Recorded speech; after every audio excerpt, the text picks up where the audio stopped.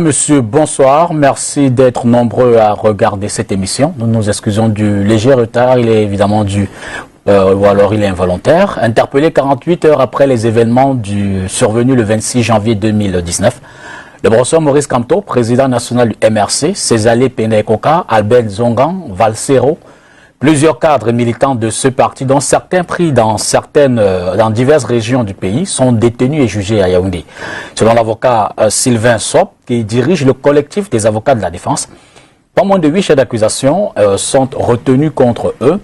Attroupement, rébellion en groupe, hostilité à la patrie, insurrection, trouble à l'ordre public, association de malfaiteurs, incitation à l'insurrection et la complicité. C'est-à-dire qu'ils encourent la peine de mort. L'affaire embrase le public. Partisans et pourfendeurs du MRC se crêpent le chignon. Les réseaux sociaux s'embrassent. La diaspora s'étripe. Et dans les arcanes de la justice, la procédure suit son cours. Mardi, la cour d'appel du centre a vidé sa procédure dans le cadre de sa saisine et confirmé les décisions de rejet d'habeas corpus, donc libération immédiate des concernés. Loin de s'en effrayer, le MRC, sur toute l'étendue du territoire, appelle toujours à d'autres manifestations prévues en principe le 13 février, c'est-à-dire samedi dans 48 heures. Il n'en fallait pas plus pour sortir le gouvernement, dont le MINAT, le ministre de l'administration territoriale, Paul Atangandi, a commis un communiqué annonçant donc l'interdiction des dites manifestations. Nous parlerons de cette actualité ce soir et des perspectives à venir avec le porte-parole de Maurice Kamto. Présenté à la presse le 29 août 2018 au siège du MRC à Yaoundé, Olivier Biboun-Issac est juriste de formation. Il a été consultant dans plusieurs médias et acteurs de la société civile. Avant cette fonction, il était très actif au sein du CRAC, le parti Croire au Cameroun de Bernard Jonga. Olivier, bonsoir. Bonsoir, député Tongo. Merci d'être à Douala ce soir. Eh bien, merci de m'avoir invité et il faut que je vous dédouane. Le retard est entièrement de ma faute. Vous savez, je viens d'une ville où le désordre urbain est la règle. C'est pas aussi bien tracé qu'à Douala à certains égards. Donc du coup, quand on arrive dans une ville où à certains égards il y a de la normalité, on s'égare un peu. Donc c'est ce qui a justifié ce retard. Je m'excuse auprès de vos téléspectateurs. Je ne vous en tiens pas rigueur. L'intérêt était de vous avoir et on va certainement faire nos 90 minutes. Mais cela dit, on n'en sait pas beaucoup sur vous. Le CRAC, je l'ai dit en passant, on vous a vu bien avant cela dans des médias. Mais Olivier Bibou, qui êtes-vous? Alors, permettez-moi spécialement d'abord d'adresser une salutation à tous ceux qui sont les représentants de la nouvelle vague, la vague actualisée de la libération réelle du Cameroun. Je parle de tous ces résistants qui sont aujourd'hui arrêtés et qui ont le statut de prisonniers politiques dans cette procédure judiciaire politisée dont vous parliez tout à l'heure, à la tête desquels se trouve le président élu en dehors de toute fraude électorale, Maurice Kamto. Je les salue et je leur dis que le souffle dont ils font en sorte que les entrailles de la résistance exhalent, ce souffle-là nous donne la force de continuer. Et nous sommes chaque jour plus nombreux. Les petites mains de la résistance se multiplient. Vous avez dit la nouvelle vague de résistants, parce qu'il y en a une ancienne? Oui, bien entendu. Il y a une actualisation avec ce qui se passe en ce moment à Dépita. Donc vous distinguez des générations des années 90 complètement? Une actualisation, c'est une mise à jour. Ce n'est pas un déni de ce qui s'est fait avant, mais c'est la reconnaissance d'un apport nouveau. Maurice Kamto fait-il partie de cette actualisation, sachant que lui-même, il est quand même... C'est le leader incontesté. C'est le leader incontesté et incontestable de cette dynamique-là. Précisément parce que son parcours personnel fait en sorte qu'il est passé par les étapes qui font en sorte qu'il a vu ce que c'était l'ancien système et que de cet ancien système qu'il a étudié, c'est un idéologue, selon moi, c'est un idéologue qu'il a étudié, il en a tiré au plan théorique quelques enseignements et quand il a fait le saut qualitatif pour faire de la politique, j'ai le sentiment et la conviction que c'était pour mettre en application les théories sur lesquelles il avait... si on revient quelques mots vous avez demandé, Dipita, avec votre permission, Dipita, vous avez demandé de quelle nouvelle vague il s'agissait, de quelle actualisation il s'agissait. Le Cameroun n'a jamais été totalement libéré du joug ou colonial ou néocolonial. Il faut clairement le dire. C'est un défaut connu. Oui, c'est certains discours l'UPC en a parlé avant, pendant et après les indépendances. Le SDF en a parlé. Jusqu'à présent, il y va jusqu'à Cabral Libi, les récents hommes politiques qui en parlent. Je vous dirais que le SDF dans ce pays a un mérite incommensurable. C'est un peu dur parce que la vie est ainsi faite. Aujourd'hui, le mérite du SDF peut être oublié, peut être terni, mais il existe. Et dans les années 90, il a fallu un SDF. Et il faut être de mauvaise foi pour le nier. Et moi, je fais ici, quand je fais cette déclaration, je fais simplement œuvre de répétition. Parce que celui qui me l'a dit et qui me l'a martelé avec emphase, c'est le président élu Maurice Kamto. Donc, on part d'acquis qui ont été bâtis par d'autres. Et le STF occupe une place de choix parmi ces autres-là. Il faut rappeler qu'avant que le débat sur le fédéralisme ou non ne revienne au goût du jour, ceux qui ont eu le mérite de lui donner un nouveau son particulièrement pertinent, c'est le SDF. Aujourd'hui, on se rend bien compte, et il faut le reconnaître, que le SDF avait raison d'en parler, puisque regardez où on se trouve. Donc, il y a une actualisation de la lutte qui s'enrichit aujourd'hui sur la base d'un terreau qui a été butiné par d'autres, et qui, ce terreau-là, se retrouve donc enrichi par des forces nouvelles, par de nouvelles dynamiques, par des énergies qui se sont forgées des enseignements de cette histoire-là. Mais ça remonte bien plus loin encore. Vous avez, nous sommes ici à Douala, nous sommes dans l'antre de Martin-Paul Samba, du roi Douala Mangabel. Nous sommes là où il a pensé une libération sur une base coalisée, avec le roi Madola, avec d'autres. Et puis il y a eu des générations après qui sont arrivées, Oumniobé, Wandie, Félix Moumié. Et puis il y a eu une génération intermédiaire, parce que vous savez, ceux dont je viens de parler, on leur a volé leur victoire. On nous dit souvent qu'on nous a accordé notre indépendance, mais c'est faux. Le Cameroun a arraché son indépendance en droit devant les Nations Unies. Et j'espère qu'on reviendra là-dessus, parce que c'est ce qui explique d'ailleurs la relation particulière que nous avons avec les Nations Unies. Maintenant, vous avez posé une question sur... celui qui parlait tout à l'heure, c'est Bibou Nissak, c'est pas le porte-parole. C'est mes convictions, parce que c'est en droite ligne avec la question que vous avez posée.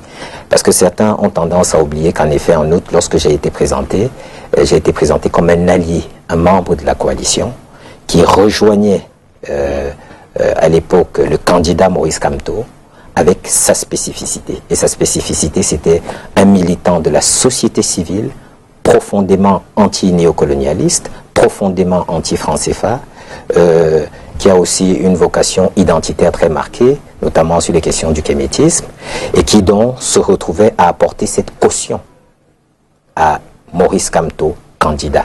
Et à l'époque, j'avais parlé d'une alliance idéologique et politique. Donc, vous disiez tout à l'heure, Dipita, qui est Bibou Nissak. Absolument. Alors, je m'appelle Bibou Nissak, j'ai deux prénoms que je n'utilise pas beaucoup, précisément parce que dans ma fierté identitaire dont je parlais tout à l'heure et mes accointances avec le kémétisme... Vous voulez vous séparer de vos prénoms? Disons que c'est un acte militant. Mais j'ai deux prénoms, je n'ai pas honte de les rendre publics. Il y a Olivier pour le premier et il y a Ulrich pour le deuxième. Ulrich, si on prononce en allemand, ou Ulrich, si on prononce en français. J'ai 39 ans. Vous avez dit tout à l'heure, je suis juriste. En effet, je suis juriste d'affaires. J'ai été le major de ma promotion dans le cadre des premières licences en droit et pratique des affaires dans le parcours professionnel de la faculté des sciences juridiques et politiques de l'université de Yaoundé 2 SOA. Au préalable, j'y avais obtenu, il y a vraiment, mais ça remonte à longtemps, un diplôme d'études universitaires générales. Je peux aussi dire que j'ai eu mon baccalauréat au Cameroun, mon probatoire, etc., mon BEPC. Vous savez, il y en a qui ont dit le contraire. J'ai été traité de capacitaire par des gens qui avaient beaucoup d'imagination et peu d'éducation. Vous avez voilà. Pour rendre des cours. Non, à quel moment se situe votre ancrage, votre engagement dans l'action militante? À partir de quand? Alors, je n'avais pas fini ma présentation. Mais bon, allez-y. Je mets ma question en veille. Oui, on reviendra sur l'ancrage. Absolument. Oui, il y a un autre élément qui est très important en ce qui me concerne. C'est que sur ma filiation, Je suis ce qu'on pourrait appeler un international camerounais, parce que je suis le produit d'un mix de plusieurs régions camerounaises. À l'état civil, je suis Fombo, c'est-à-dire Tounen, on dirait Banen, si on parlait en employant le jargon occidentalisé. Je suis aussi Beneux, je suis Beneux, d'Union Esso. Parce qu'en fait, je suis né dans des conditions plutôt particulières, on y reviendra peut-être un jour. Tout ça fait en sorte que, comme je vous disais tout à l'heure, je suis un petit mixte du Cameroun qui traduit ce dans quoi nous sommes aujourd'hui, la question qui est posée au Cameroun et la question que Maurice Kamto, le président élu, en soi incarne, c'est-à-dire la question de l'idéal national au-dessus de nos clivages identitaires, souvent ethniques ou tribaux. Mais il va sans dire que la mixitude de tribus ne met pas systématiquement les gens en dehors du tribalisme, si je peux le dire ainsi. Tout au moins dans le débat. On peut être mixte sans pour autant se distinguer, ou alors en marquant la distinction, en s'identifiant davantage par rapport à sa tribu que par rapport à la nation. Là, vous me donnez le prétexte rêvé. Vous me donnez le prétexte rêvé pour brandir ceci. À l'urgence de la pensée de Maurice Kamto. Oui, bien sûr, l'urgence de la pensée de Maurice Kamto. Vous voyez ? Réflexion sur une précondition du développement en Afrique. Voilà, c'est les raisons pour lesquelles je disais du président élu qu'il est d'abord un idéologue. Vous voyez ? J'invite les téléspectateurs à parcourir cet ouvrage. Et précisément, quand il s'agit de la table des matières, je les invite à lire un passage, ou plutôt une partie significative de ce travail. C'est dans la partie 2 de la troisième partie. La troisième partie s'intitule « Penser la démocratie en marche », tout un programme. Et dans cette troisième partie, vous avez trois grandes articulations. Dans la deuxième articulation, qui s'appelle les pesanteurs, vous avez le 5e chapitre qui est précédé du 4e qui s'intitule Ethnisme et tribalisme. J'invite les téléspectateurs, disais-je, à lire ce chapitre-là, parce que les nuances pédagogiques entre tribalité, c'est de ça dont vous parliez, et tribalisme, ça vous ne l'évoquez pas, sont faites dans cette partie-là. Et aussi la nécessité qu'il y a dans le construit national du vivre ensemble, de savoir faire le distinguo, et donc d'éviter de préférence de s'enfermer ou dans l'ethnisme, ou dans le tribalisme, si vous voulez, mais sur le plan du terroir et de l'identité, faire peut-être l'éloge de la tribalité, mais sans verser dans le tribalisme. Mais je veux dire que ne faisons pas non plus un débat élitiste, parce que ceux qui nous regardent sont effectivement ceux qui davantage savent que ce qui est mis en avant ces dernières semaines et qui divise les Camerounais, c'est le débat autour de l'ethnicité, donc du tribalisme. Et c'est bien de cela dont je parlais tout à l'heure. Dipita, ne succombez pas à ce piège. Je ne succombe pas. Je suis en train de refléter ou de remonter des inquiétudes qui se posent dans l'opinion. Je parle d'éviter un piège pour une raison toute simple. Ouais. Vous voyez ? Et c'est ça tout l'honneur du président élu. La politique, ce n'est pas un petit jeu de phrases assassines. Ce n'est pas une cour de récréation où on montre la capacité qu'on a à dénigrer, à calomnier, à diffamer, à dire de quelqu'un qui est un parfait hétérosexuel, par exemple, qu'il est un homosexuel. Vous parlez de qui ? À dire de quelqu'un, tout le monde sait ce qui a été raconté comme mensonge sur le président élu Maurice Kamto. Ramener le jeu politique qui met en exergue des défis aussi colossaux que le destin d'une nation. Mais vous êtes conscient à de la calomnie. Vous êtes conscient, Olivier, que c'est également cet aspect. Permettez que j'approche, je vous comprends, je vous laisse parler. Dipita, je vous promets. Je vous laisse parler. Je vous promets, on y revient. Vous êtes mon invité, mais vraiment, je vous promets. Allez-y. Dipita, je vous disais de ne pas succomber à ce piège. Ce piège qui donne à voir une figure du Cameroun qui n'est pas la véritable figure du Cameroun. Je vais être plus précis. Si vous êtes dans un contexte comme le nôtre, et vous évoquez les dérives dont vous avez parlé tout à l'heure, c'est un échec. Mais c'est l'échec d'un système président-gouvernant catastrophique, qui a d'ailleurs été bouté dehors à l'occasion des dernières élections présidentielles, mais qui, par le jeu de la fraude, s'est maintenu par effraction au niveau du siège présidentiel. Mais je veux bien croire cela. Je veux bien croire. Ça veut dire... Je veux bien croire. Ça veut dire, Dipita, vous me laissez poser. Non, et je vous en prie, j'aurais fini, je promets. Je promets. C'est la deuxième fois. Ça veut dire, Dipita... Je vous laisse le deuxième joker. Ça veut dire sur la question de ce qui est mis en exergue. Ne cédez pas au jeu des paresseux qui n'ont pas pensé l'État, qui n'ont pas été en capacité d'être efficaces, d'exceller dans le travail qui leur avait été confié dans la gestion des affaires publiques. Ne tombez pas dans ce panneau. Parce que ceux-là veulent masquer leurs échecs et faire passer ces échecs sous le chapeau du peuple camerounais ou de certaines factions du peuple camerounais qui seraient les responsables alors qu'elles ne sont pas aux commandes. C'est pour cela que je vous invitais à ne pas céder à ce piège-là, simplement. Ouais, je veux dire, la relance que j'avais, c'était quand même de se dire que c'est bien d'avoir le bon rôle, je veux dire d'être en face, mais en même temps, les hommes publics, les hommes politiques qui aspirent à gérer doivent également faire preuve peut-être d'exemplarité et de montrer que si jamais ils arrivent aux affaires, ils pourraient faire différemment. Et la complexité du débat qui justement concerne le professeur Maurice Kamto, c'est un peu ce que cet observe comme étant la différence entre la pensée, entre le discours et les faits. Quand par exemple Maurice Kamto se fait entourer par des gens qui encouragent que vous condamnez aujourd'hui, il y en a qui pensent, qui disent que c'est leur tour aujourd'hui. Quand on regarde quand même ces militants, ces sympathisants, ceux qui se réclament du MRC, qui parlent au nom du MRC sur les réseaux sociaux, qui sont à la manœuvre de l'ethnicité ou du tribalisme, on a le sentiment que l'intellectuel, je veux dire, se met en exergue, mais dans les faits, il a du mal à se détacher de ce qu'il reproche au pouvoir en place. Alors d'abord, le champ politique, c'est un champ ardu, j'imaginais bien. Et puis nous sommes dans un système dictatorial qui bientôt célèbre avec faste ses 37 ans. Je vous laisse vos paroles. Et dans un cadre comme celui-là, vous avez des gens qui développent un complexe, pour le coup, un complexe du renouveau, c'est-à-dire l'amour du bourreau qui assassine notre vivre ensemble, qui appauvrit la nation et qui fait en sorte que le sous-développement est devenu notre véritable étiquette.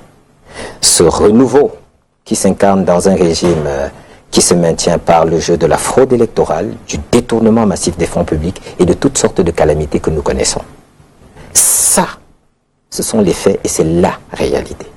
Maintenant, vous avez dit beaucoup de choses concernant ce qui se déroule sur les réseaux sociaux. Je n'ai pas entendu de nom prononcé, je ne sais pas de quel responsable on parle. Cependant, je vais vous accorder le bénéfice du doute et vous dire, en ce qui concerne ce qui se passe sur les réseaux sociaux. Prenons l'exemple de la campagne. Vous avez des figures autorisées pour parler au nom ou du MRC ou de l'alliance autour du MRC dans le cadre du soutien de la candidature de celui qui était à l'époque candidat à l'élection présidentielle, Maurice Kamto. Vous avez des figures connues qui sont institutionnellement chargées d'une responsabilité précise pour chacune d'entre elles. Je vous mets au défi de me démontrer un seul cas où ce que vous avez dit est vérifié. Je vous mets au défi. Je prends souvent un exemple. Si vous allez vous balader sur mon mur, vous verrez des gens qui ont souvent la photo de profil de celui qui préside ce pays par effraction. Et ces gens-là se permettent en général un luxe rare. C'est celui d'insulter avec un talent rare, ou les publications que je fais, ou les positions que je prends. Je ne les supprime jamais. Je ne supprime jamais ces commentaires et déplacés, et souvent totalement infondés, ou souvent même totalement dans l'ubuesque. Vous voyez?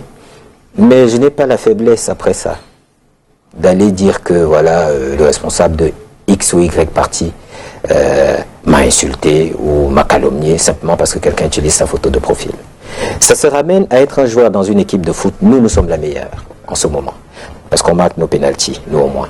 Ça se ramène à être dans une équipe de foot, et en tant que joueur de cette équipe, parce que des supporters de l'équipe adverse vous ont adressé des insultes racistes, supposons que vous jouez dans un championnat occidental, vous décidez que c'est l'équipe adverse qui est responsable des insultes qu'on a proférées à votre égard. Justement, alors que vous voyez l'équipe adverse, de football, alors que vous voyez l'équipe adverse, calmez. Quand les supporters d'une équipe s'en prennent à l'adversaire, ils subissent les sanctions, ils subissent les règles du jeu. Je veux dire que il y a des gens reconnus comme étant des militants sympathisants au proche du professeur Maurice Kamto, qui à longueur de journée s'exerce à dire des mots pas justes ou pas agréables aux autres militants des partis. Il y en a qui ont des groupes sociaux reconnus comme étant parmi ceux qui invectivent sur la toile. Mais je dis que le MRC ne s'en détache pas systématiquement. Et comme je dis, c'est souvent des gens qui sont proches du MRC. Alors, j'aime les termes que vous employez, les gens proches du MRC. Tout est dit dans votre formule, dit Pita. Le MRC a des militants encartés, des responsables officiels. Je vous ai dit qu'ils sont chargés institutionnellement de représenter le parti selon les circonstances. Mais je ne vais pas faire de faux fuyants. Durant la campagne présidentielle, Maurice Kamto, à l'époque candidat à l'élection présidentielle, a opéré une foule de recadrages. Les 5 règles d'or, je les rappelle à chaque fois, les 5 règles d'or, c'était clé. C'est un exercice de pédagogie extraordinaire. Moi, je les ai affichés en permanence, parce que ça m'a rappelé des principes fondamentaux auxquels il fallait se tenir accroché. Par exemple, ne répondez pas à des commentaires si votre réponse sera motivée par la colère. Et plutôt que de faire le débat ad hominem, d'insulter les gens et d'en faire un débat personnel, focalisez-vous sur mon projet de société et le programme qui en émane. C'est Maurice Kamto qui parle. Parce que nous avons un bon projet de société, un bon programme. Nos arguments les mettent tous à plat. Là, j'ai reformulé un peu, j'ai pris quelques libertés. C'est lui qui parle. Il y a eu un communiqué, je le rappelle aussi à chaque fois, j'ai fait un débat avec Mathias Eriko Wenangini, que je salue, il y a à peu près 1 semaine et demie ou 2, où je lui rappelais ça. C'est-à-dire, il y a eu tout un communiqué spécialement pour mettre en garde ceux qui, au lieu de débattre avec Mathias Eriko Wenangini, faisaient autre chose. C'est-à-dire, étaient dans l'invective ou la querelle, voire parfois avec l'usage d'insultes. Justement, vous dites...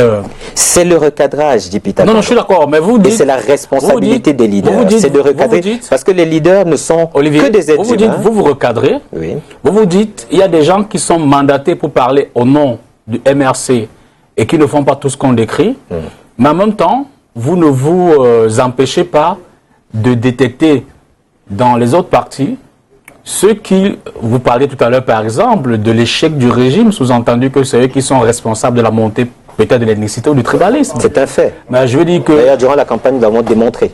Oui, comment? Nous l'avons démontré parce que, vous savez, nous avons lancé multiples alertes durant la campagne.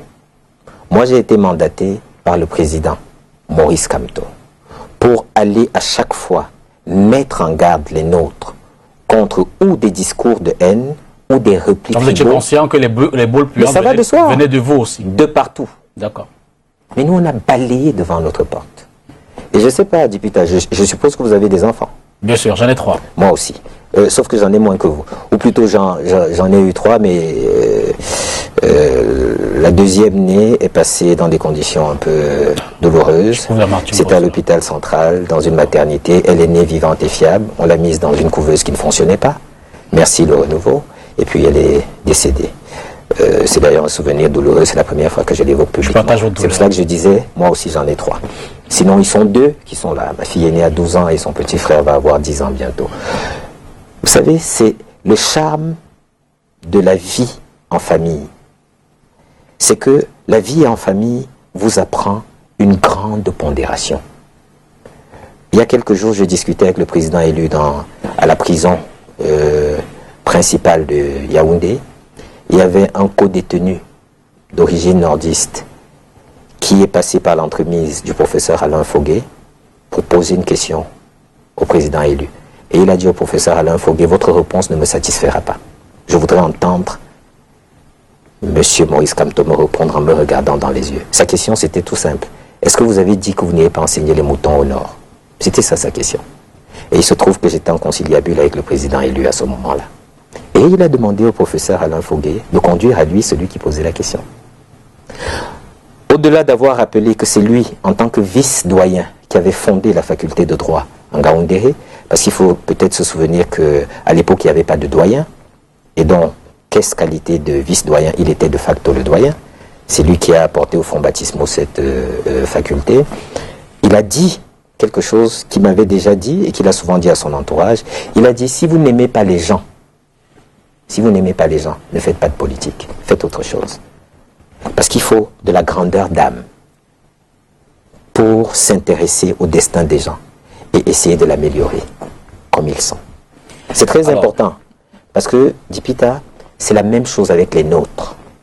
Je parle ici de ceux qui nous soutiennent, de ceux qui ont eu l'intelligence, mais surtout le courage dans un régime dictatorial qui n'admet pas la contradiction, qui est pourtant l'essence de la démocratie. Ceux qui ont eu le courage de s'afficher publiquement comme ou des pro-émercistes ou des pro-Maurice Kamto. Dans ce pays, ça relève de l'héroïsme.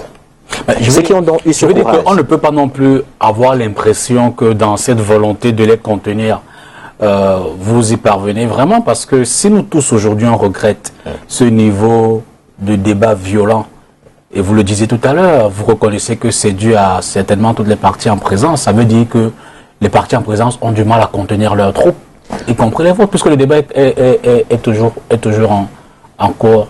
Ce que j'essaie de vous dire, c'est que nous faisons notre travail, nous faisons de la pédagogie. Mais le tout n'est pas que font les autres? Que font les autres? Je veux dire que le débat... Vous avez vu Accordons le bénéfice de l'incompétence de contenir leurs troupes aux autres. Je n'accorderai pas ce bénéfice. Si vos troupes étaient complètement, je veux dire, contenues, il n'y aurait plus match. Dipita. Il n'y aurait plus match puisqu'il n'y aurait plus d'adversaire. Conséquence, ceux qui le font aujourd'hui ne parleraient plus de cela. Dipita, on parle d'éléments qui font intervenir, qui reposent sur le principe des interactions. Absolument. Je peux vous dire qu'en ce qui nous concerne, si nous remontons à l'origine de tout ceci, c'est nous qui avons été attaqués les premiers. Si nous devons faire la généalogie de tout ce qui s'est passé. Mais je vous répète, il faut interroger la responsabilité de tous les leaders. Et là, établir un baromètre de notation. C'est exactement comme de dire le président élu est intransigeant, parce qu'on entend cette ritournelle ces derniers temps. Mais je vous pose la question, député. Celui qui dit je veux discuter, discutons. C'est lui l'intransigeant, alors qu'il y a quelqu'un qui refuse de discuter? Posons-nous la question. Est-ce que celui qui procède à des recadrages, qui fait une pédagogie permanente, y compris au risque de s'aliéner, le ministre de la Communication vous a répondu quant à la demande de discussion. René Emmanuel Sadi a estimé que le président de la République, je le dis autrement, il n'est pas nécessaire que ce soit directement avec lui que vous ayez une discussion, pour échanger avec n'importe quel autre. Mais il faut aller jusqu'au bout. Le monsieur dont vous parlez, ministre de la Communication. Il n'y a pas de guillemets, il est ministre de la Communication. C'est moi qui parle. Vous pouvez dire ce que vous voulez. Non, je dis le ministre entre guillemets. Je dois encadrer ce que vous dites. Je suis responsable un peu de votre... Je dis le ministre entre guillemets. Votre déontologie, c'est de rappeler peut-être à la gouverne de ceux qui écoutent que je suis responsable de mes propos. Non, ma déontologie, c'est d'encadrer également les mots qui sont véhiculés. Et donc de me faire parler sous la dictée? Non, du tout. Je répète le ministre entre guillemets. Non, du tout, mais que vous puissiez dire ce qui est républicain et juste. Mais oui, précisément. D'accord. Au sens républicain du terme, vous êtes un ministre légitime lorsque le président qui vous a désigné n'a pas été élu de façon frauduleuse. Lorsque l'élection présidentielle qui a permis... Vous vous rendez compte Vous m'interrompez, Dipita. Vous avez un réflexe purement pro-régime. Parce que c'est exactement ce qu'on nous fait au quotidien. Je veux dire que je vous accuse pas, Dipita. Non, je comprends bien. Nous sommes dans les chars. J'ai dit que c'était un réflexe. Notre amitié ne va pas périr ce soir non plus. Je dirais même fraternité, d'ailleurs. Et je voudrais dire que j'allais revenir là-dessus dans le contenu de président élu. Mais je veux dire que il n'y a que vous, à la limite, qui allez être convaincu, puisque tout le monde vous a pas donné raison en la matière, que ce soit les institutions, que ce soit la communauté internationale, que ce soit les partenaires du Cameroun. Il y a peut-être que les militaires, les sympathisants du MRC qui sont encore dans le contenu du président élu. Et j'ai même failli dire qu'il n'y a qu'eux qui savent ce qu'ils mettent dedans.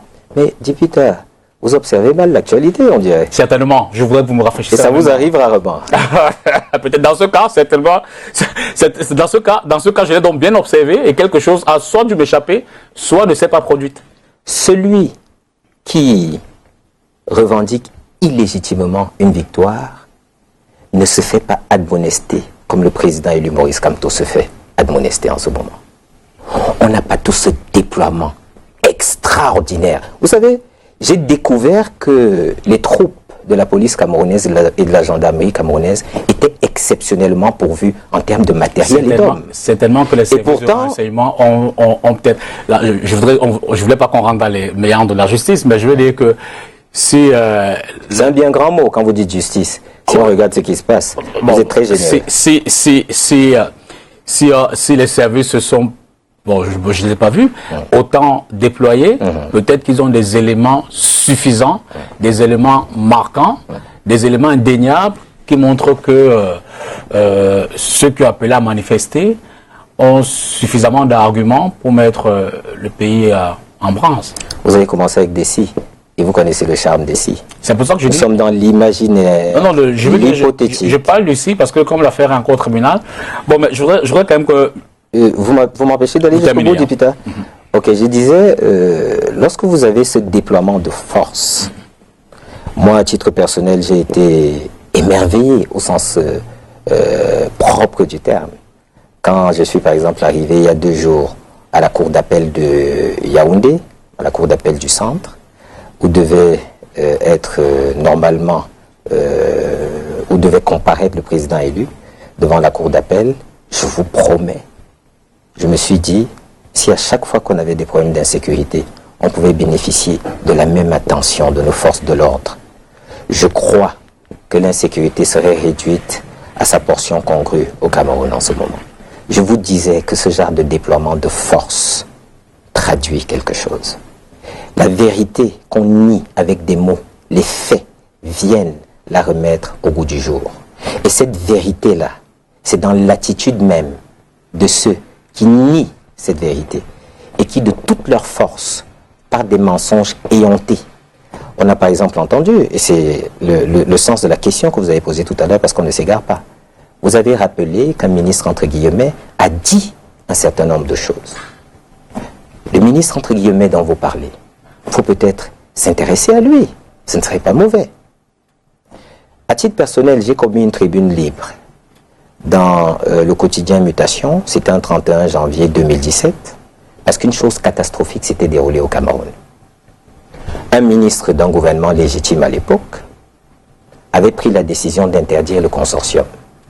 Mais dans la foulée, il avait également interdit le SINC. Le consortium, c'était Agbor Bala, Fontem Neba, c'était des républicains, des gens raisonnables, des modérés, des patriotes, qui parlaient uniquement de fédéralisme, entre autres exigences. Et qui, lorsque le gouvernement légitime d'alors leur a tendu la main, qui, lorsqu'ils ont vu cette main tendue, ils se sont présentés et ils sont venus à la table des négociations avec ce gouvernement. Lâchement et de manière ignoble, ces personnes ont été arrêtées, conduites à Yaoundé en tant que terroristes, présentées au tribunal militaire. Vous voyez comment l'histoire se répète, parce que ce n'est pas pour rien que je rappelle ça. Et là, les vrais terroristes sont sortis du bois. Il y a des gens qui ont pris des décisions qui ont entraîné à cette escalade. Et parmi ceux qui ont pris ces décisions, il y a M. Sadi. Il a une responsabilité qui pèse sur sa conscience. À chaque fois qu'il y a un Camerounais, dans un camp comme dans l'autre, qui tombe au nord-ouest ou au sud-ouest, il a une responsabilité. Parce que la décision qu'il a prise... M. Sadi a le devoir de protéger la République. On voit comment elle a été protégée. Oui, mais parce qu'en face, les gens ont pris des armes. On voit comment elle a été protégée. Ce n'est pas de sa responsabilité. On voit comment elle a été protégée. En face, il y en a qui ont pris des armes. Il y a eu une escalade subséquente. Donc, subséquente à la décision. Parce que la décision, et c'est pour cela que je vous rappelais la tribune libre que j'avais commise à l'époque, la décision était indigne d'un homme d'État. Et moi, à l'époque, j'avais parlé de faute. Parce que si, dans une décision, vous pouvez assimiler les radicaux du SINC avec les modérés républicains du consortium, qui eux sont fréquentables, on peut pas dire que vous entraînez une radicalisation générale. L'histoire lui a rendu tort, lui a donné ça tort. vous engage? Non, parce qu'en même temps, beaucoup de ceux qui se faisaient passer pour les modérés à l'époque se sont retrouvés, par exemple, dans le gouvernement. Suite à cette décision. Non, pas avant. Pas Ah non, c'était pas avant. Faites une étude, Dipita. Faites une étude avant l'interdiction du consortium. Que le gouvernement a développé dans ce cas. Vous croyez que l'argumentaire du gouvernement ne peut pas souffrir la contradiction objective? Non, je crois au gouvernement. C'est parole d'évangile. Je crois au gouvernement de la République. Comme parole d'évangile. J'estime qu'il a suffisamment de moyens pour.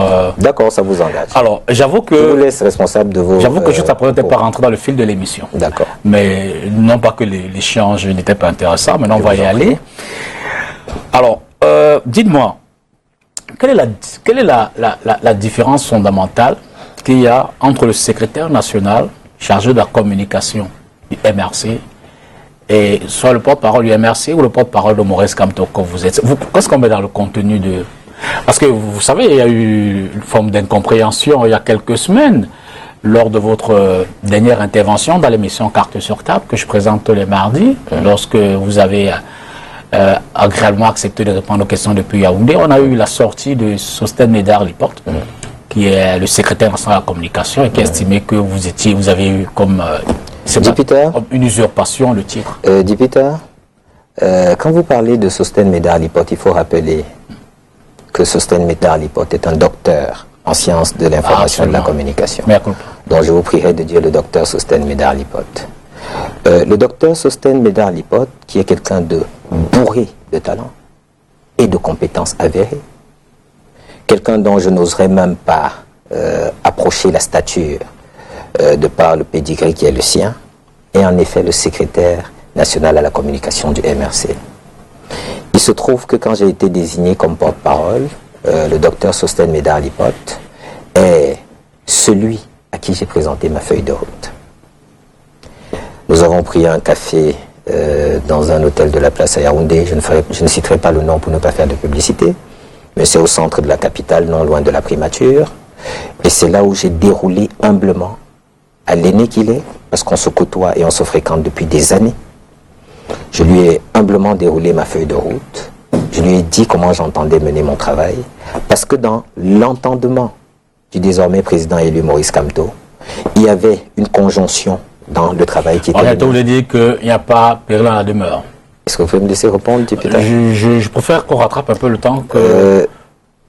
Allez-y. Oui, parce que c'est important. C'est relativement bref maintenant parce qu'on a pris plus de 30 minutes. Voilà. Oui, c'est important de comprendre ça parce que il y a un travail de stratégie qui devait être fait durant la campagne. Okay. Et il faut rappeler que moi je suis un allié qui est venu dans le cadre de la coalition et qu'il fallait donc faire des harmonisations entre aussi bien les équipes standards et historiques de communication du parti et puis la nouvelle dynamique que je comptais impulser en tant que porte-parole en charge notamment du déploiement de la communication durant la campagne, parce que j'ai d'abord été désigné comme porte-parole et ensuite dans le cadre de l'équipe de campagne, j'ai été désigné comme Team Press Officer avec tout ce que cela implique. Donc, il fallait une sorte de synergie dans le travail qui devait être fait et c'est ce qui s'est fait. Alors jusqu'à présent, ce travail-là se poursuit dans le même esprit. Et je crois que vous avez parlé tout à l'heure d'une incompréhension. Des incompréhensions, on en a souvent eu, Sosten et moi, probablement on en aura encore. Mais le charme avec le MRC, et je le dis à chaque fois, c'est qu'au MRC, on s'engueule sur les bonnes idées. Vous vous rendez compte? À chaque fois, c'est celui qui dit « je pense qu'on devrait faire ça ». Et puis quelqu'un d'autre qui dit « non, je pense que cette idée est meilleure ». Et puis finalement, il y a quelqu'un qui fait des arbitrages et qui décide in fine. C'est dans ce cadre-là que nous travaillons. Et jusqu'à présent, les incompréhensions sont en général appliquées. Donc c'est une action marginale. Mais autre chose qu'on a pu observer quand même il y a quelques semaines aussi, c'est, je ne sais pas si je vais dire aussi, je vais dire dissonance cette fois-là, entre le vice-président lors de sa première ou deuxième sortie, je ne sais plus trop quoi, Mota, et le secrétaire national de la communication, le secrétaire général du parti, le docteur Christophe Ndong, qui a dû le reprendre dans un communiqué il y a, je crois, c'était lors de sa première sortie médiatique. Après l'interpellation. Je ne vois pas très bien. Après l'interpellation du professeur Maurice Kamto. Oui, le président élu après son interpellation. Oui, le vice-président Motel avait appelé, je crois, les militaires à une mobilisation, très rapidement repris par son secrétaire général. Honnêtement, honnête pourquoi? Ce que je peux dire, s'il y a eu ce genre J'aurais aimé que vous précisiez, parce que moi je pense à autre chose, mais bon. Si vous le dites tel que vous le dites, je suppose que vous avez des informations, que vous avez vérifiées, recoupées, au sens déontologique du terme. Ce que je peux dire, c'est que, l'arrestation politique par téléphone, parce que vous avez ici dans le littoral un commissaire en charge de la DGSN au plan régional, qui est un original, c'est le moins qu'on puisse dire. Parce que pour lui, en brandissant par exemple un mandat de perquisition, on peut procéder à des interpellations. De sorte que dans son entendement, sur la base d'un mandat de perquisition, on peut aboutir à un PV d'interpellation. Tout comme vous avez désormais des préfets, c'est le cas Fongo Tongo, dans le cadre d'une déclaration de manifestation à laquelle nous avons procédé là-bas, qui prend sa plume et qui rédige une lettre à celui qui a déposé la déclaration et qui lui dit qu'il ne peut pas accorder une suite favorable. On se demande ce qui se passe à l'ENAM, la fameuse école où des morts sont majors. Parce que dans le cadre d'une déclaration, c'est lié, je vous en prie, député, c'est vraiment lié. C'est très important. Dans le cadre d'une déclaration de manifestation, par exemple, vous devez recevoir un récépissé. La loi en dispose ainsi. C'est difficile avec ceux qui ont du mal avec la loi, mais c'est ainsi. Et quand vous avez délivré le récépissé, vous êtes libre d'interdire, si bon vous semble. Mais votre arrêté d'interdiction doit être motivé. C'est les formes administratives basiques. Et c'est douloureux de rappeler ça à un sous-préfet. Bonsoir à monsieur. Alors, je voudrais prendre des nouvelles des Donc, vous avez dit... blessés. Vous avez dit, posant cette question, vous avez fait un sous-entendu, j'essaie de vous dire que lorsqu'on a arrêté le président élu, ça n'a pas laissé le MRC... bien que ça n'a pas laissé toute la politesse pour vous laisser continuer. Ça n'a pas laissé... Mais compte tenu des délais... Mais si je vous réponds pas, c'est pas la peine que vous posez des questions. Non, je veux dire que vos réponses sont aussi un peu plus longues. Maintenant, compte tenu du temps, je voudrais qu'on ait quand même... J'ai tout un conducteur, une trentaine de questions. J'essayais de vous dire que l'arrestation du président élu a créé quelques grabuges au sein de l'appareil. C'est plus simple. Et il peut y arriver que quelques dysfonctionnements apparaissent. Nous sommes hélas des êtres humains et donc à ce moment-là, des ajustements peuvent intervenir et parfois, dans la foulée de ce qui s'est produit, qui était quand même sans précédent, qui était choquant, voire traumatisant, jusqu'à ce que nous nous en remettions et que nous fassions face à cette crise, il a pu arriver des dysfonctionnements ça et là. Mais ce qui importe, c'est qu'aujourd'hui, la cohérence est l'essentiel. Je voudrais prendre des nouvelles des militants blessés le 26 janvier. Maître Michel Ndoki, Célestin Ndiamène, comment ils vont? Vous parlez de quelqu'un qui est une véritable héroïne quand vous parlez de Michel Ndoki. Maître Michel Ndoki, avec qui je me suis entretenu aussi avant-hier, lorsque je me suis rendu à la prison principale, au même titre que le président élu, Célestin Ndiamène, Michel Ndoki, c'est des gens qui nous donnent la force de continuer de nous battre contre les régimes dictatoriaux en place au Cameroun. Super bien. Cicatrisé, les moralement, les blessures de Michel Ndoki, on ne les ressent presque plus. Elle n'a pas de boitillement, elle est au top. Elle va beaucoup mieux. On peut te rassurer qu'elle a bénéficié d'un suivi médical assez... Bon, je peux vous dire qu'il me semble que lorsqu'elle a été formellement inculpée devant le juge militaire, formellement d'ailleurs dans le cadre totalement arbitraire, puisque c'était une violation du droit positif camerounais, elle avait fait un tour à l'infirmerie qui se trouve là-bas, je crois bien, pour des questions liées à son pansement, sauf erreur de ma part, dont elle cicatrise bien. Et les choses s'annoncent bien à cet égard-là. Il n'y aura pas de séquelles irréversibles. Je ne peux pas parler totalement à sa place, mais de ce que j'ai vu de bout de nez, vous savez, c'est pas des choses il faut avoir une certaine pudeur. Vous ne voyez pas quelqu'un et vous lui dites ça va maintenant ta blessure, tu as retrouvé ta motricité. Dans tous les cas, on peut te rassurer quand même qu'elle a bénéficié d'un suivi acceptable en prison. Je ne peux pas garantir ça. Il faudrait qu'on lui pose la question, parce que jusqu'à présent, c'est une conversation. Donc, à l'observation, vous voyez bien que c'est bien ce que j'expliquais tout à l'heure. À bout de nez, voilà. Quant à Célestin Ndiamène, avec qui je me suis aussi entretenu à cette occasion-là, avec qui je m'étais déjà entretenu à la cour d'appel, qui m'avait déjà réitéré son engagement en ce qui le concerne. Et il parlait à ce moment-là en disant, ce que je te dis, c'est dans cet état d'esprit que nous sommes tous. On ne reculera pas, on n'abandonnera pas. Mais dans la communication, on observe qu'ils sont moins mis en avant. Hein. Je veux dire que c'est le président élu et ses alliés Pende Koka et Paul Rekingen. Mais on n'entend pas trop parler de Maître Michel Ndoki. Je veux dire que il y a comme une forme de... On se comprend. Non, pas autour du tout. de Maurice Désolé. Kamto. Mais Pourtant, ils sont plus d'une centaine en détention. Dipita Tongo, Oui, Olivier Bibounissak. ce concours au voyeurisme, à la déclamation des noms de façon Vous équitable, aimez beaucoup les adjectifs. Hein? c'est ce à quoi vous êtes en train de renvoyer. Expliquez-moi. Je me garde de faire des jugements. Expliquez-moi, parce que nous avons un genre qui est un genre de la maison. Par exemple, pour introduire les recours au niveau du groupe de travail, ok, le président élu a exigé que chacune des personnes concernées ait un recours individuel. Vous savez pourquoi? Parce qu'il ne voulait pas donner l'impression qu'il y en a qui sont moins Mais n'est-ce pas la loi importants. qui l'impose? Est-ce Il y en a qui sont- que la loi... Mais il y a des recours collectifs, Dipita. d'accord. C'est évident. Et il a fait le choix de recours individuel. Moi, à titre personnel, j'ai été recadré par lui, qui m'a dit, je ne suis pas seul dans cette affaire. Parce que si vous regardez ma communication au début, je focalisais extrêmement et quasi exclusivement sur le président élu. Et c'est lui qui a fait le recadrage et qui m'a dit, attention, il y a ici avec moi mes alliés, il y a ici avec moi des cadres du MRC et il y a également les autres prisonniers politiques dont la vie compte. Vous voyez bien que vous-même vous faites la distinction. Je veux dire tout au moins pour la dernière partie. Il y a lui, il y a les alliés, il y a les autres prisonniers politiques. Et je veux dire, c'est le sentiment qu'on a dans les communications au fur et à mesure qu'elles évoluent. Oui, mais Maurice précisément- Kamto, Pende Koka, Paul-Éric Kingen, Michel Ndoki, Célestin Djamel. un peu moins. Il faut le Non. reconnaître. Non, Bon. mes publications existent. Par rapport à un Dipita. combat, qui a raison? Non, Dipita, mes publications existent et plaident dans ma faveur. Ne dites pas on va pas faire un combat pour qui a raison. Mes publications sur mon compte officiel, porte-parole Maurice Kamto Facebook, existent. Et ceux qui nous regardent en ce moment peuvent vérifier. Aussi simple que ça. Je peux prendre de nouvelles, Madame Kamto? Je ne suis pas autorisé D'accord. à parler de Madame Kamto parce que je pense que là nous sommes dans le champ de la vie privée du président élu. Et Je vous le c'est- concerte. C'est une réserve que mon Même code je retire la éthique, question.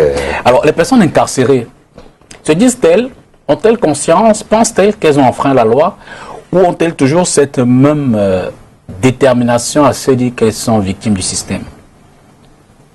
les personnes incarcérées ont-elles toujours la... Se disent-elles qu'elles ont enfreint la loi? On regarde les textes en vigueur, code pénal, Et ils introduisent des habeas corpus libération immédiate, pour des personnes qui ont... en attendant le procès. Ceux qui ont enfreint la loi subissent leur sort, sans regimber. Ce n'est pas le cas en ce qui concerne cette affaire. Et ça me permet de vous dire quel est le fondement de la procédure d'habeas corpus, en tout cas au plan légal. Si vous êtes arrêté illégalement, vous pouvez introduire une procédure en habeas corpus. Si vous êtes détenu dans le cadre, par exemple, d'une garde à vue, illégalement, vous pouvez y recourir également. C'est le cas si vous êtes mis en détention arbitrairement. Nous avons hérité ce principe juridique de la common law. Et vous voyez comment le problème anglophone nous colle à la peau. Et comment la mauvaise foi de ceux qui nous président et gouvernent si catastrophiquement depuis 37 ans est une calamité contre laquelle on a toujours de la peine à s'en défaire. C'est que nos juges ne comprennent pas ce que c'est l'habeas corpus.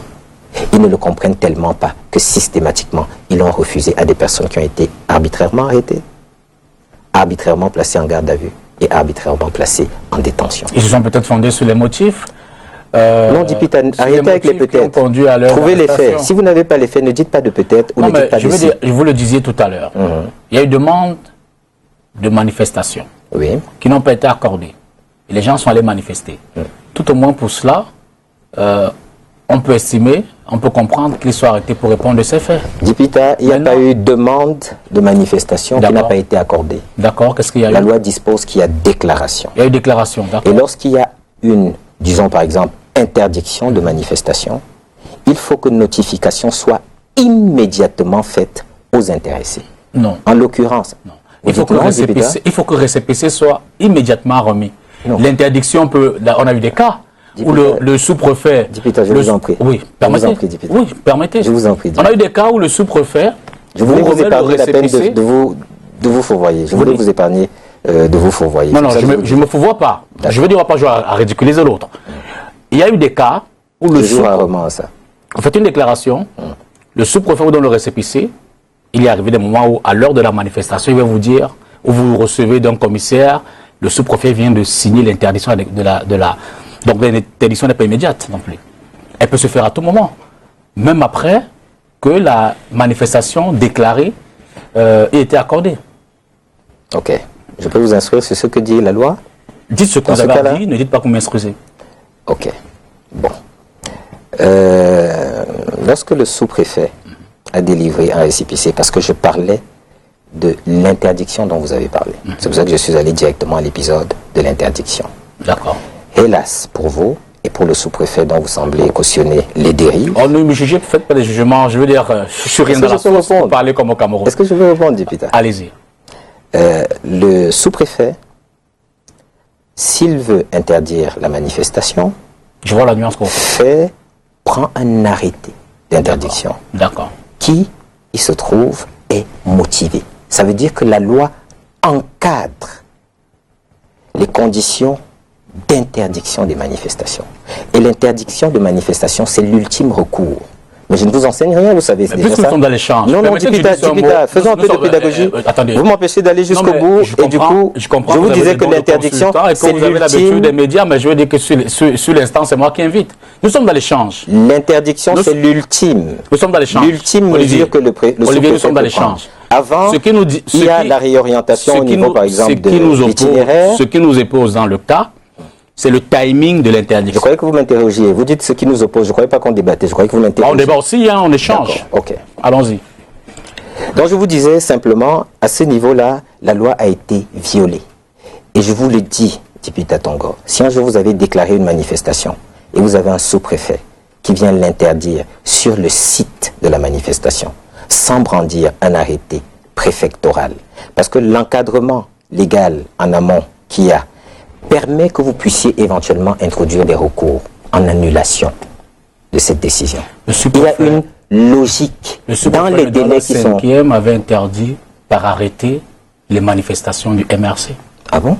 Oui, il me semble. Wow. Les manifestations du 26 janvier étaient interdites. Je vous ai dit tout à l'heure, Dipita, que l'acte d'interdiction aux yeux de la loi du Cameroun, je suis désolé, c'est la loi. Je ne l'invente pas. Allons-y. L'acte d'interdiction, c'est-à-dire l'arrêté en l'occurrence sous-préfectoral, doit être notifié immédiatement dès qu'il est pris. D'accord. C'est la loi. C'est d'ailleurs sur ces arguments que les avocats ont démontré les grossières violations de la loi. Ce n'était pas selon leurs humeurs ou selon ce qu'ils pensaient que la loi était. D'accord. C'était selon la lettre de la loi. Et comme vous avez l'art de faire, je le prends pour un complément, un gentil mot, jeu de mots. L'acte, vous dit, doit être notifié. Mais rien n'enlève que l'acte ait été pris. Ah. Là, les manifestations du 26 étaient interdites. Vous voyez tout le charme. Je veux dire qu'on on va pas le dire aux téléspectateurs maintenant, mais je veux dire, bon, on va pas non plus s'arrêter là-dessus. Tout le charme de l'existence des lois. Jusqu'où le MRC compte. C'est que les lois permettent de réguler le vivre ensemble et de formaliser ce vivre ensemble. MRC compte les actes d'interdiction, Dipita, retenez-le, je vous en prie. Faites-moi cette fleur. Sur ce coup-là, permettez que je vous le propose. Oui, proposez-le. Les actes d'interdiction aux yeux de la loi de manifestation pris par un sous-préfet ou des sous-préfets doivent être notifiés à peine de nullité. Ce sont des exceptions d'ordre public, si vous voulez qu'on parle en jargon juridique. Ça veut dire que cette nullité ne peut être couverte. Et elle peut être invoquée en tout stade de la procédure. Ça a un sens, ces mots. Et c'est sur cette base-là que les décisions qui ont été, soi-disant, présentées en annulation n'avaient aucune valeur légale. Ce n'est pas une question d'humeur. Vous voyez bien qu'on a évolué. D'accord. Le sous-préfet prend un acte. Vous dites illégal. Il interdit. La loi. La loi, aux yeux de la loi. Non, c'est quelqu'un qui constate l'illégalité. Ce n'est pas la loi. Aux yeux de la loi. Aux yeux de la loi. D'accord. Le sous-préfet a pris un arrêté. Ne vous familiarisez pas aux violations de la loi. Vous faites un savant jeu de mots.